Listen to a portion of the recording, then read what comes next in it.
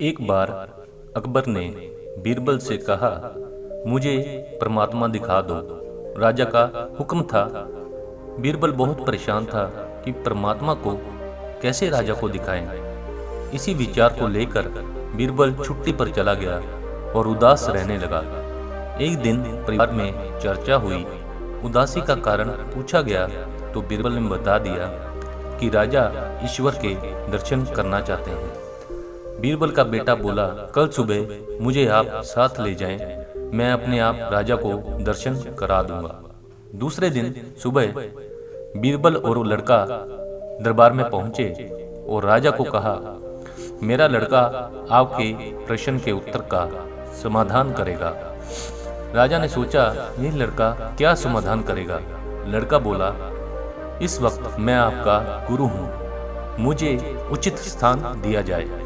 राजा ने सोचा, बात तो ठीक कह रहा है, मैंने तो प्रश्न किया है, समाधान करने वाला गुरु समान होता है। राजा ने लड़के के लिए अपने साथ थोड़ा ऊंचा स्थान दिया। लड़का बोला, महाराज एक दूध का कटोरा मंगाओ। राजा ने दूध का कटोरा मंगवाया। लड़का बोला, महाराज इस दूध में घी है। राजा बोला, हाँ है। लड़का बोला, पहले मुझे आप उसका दर्शन कराओ। राजा बोला, तू मूर्ख है, घी के दर्शन ऐसे थोड़े होते हैं।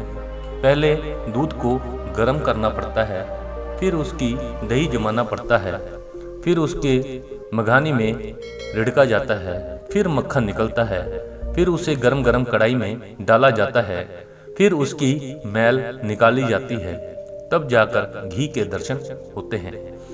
ऐसे ही थोड़े दर्शन होते हैं। लड़का बोला, यही उत्तर है आपके प्रश्न का।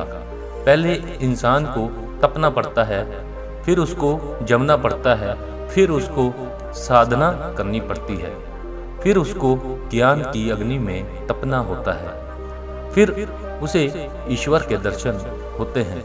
अकबर समझ गया और बोला, तू वाकई ही मेरा गुरु है। ईश्वर को जानने के लिए बहुत कुछ करना पड़ता है। वैसे हर आत्मा में ईश्वर का अंश है और उसी को ईश्वर का रूप समझना चाहिए, तभी सुख की प्राप्ति होती है। ये भी संसार का एक नियम है।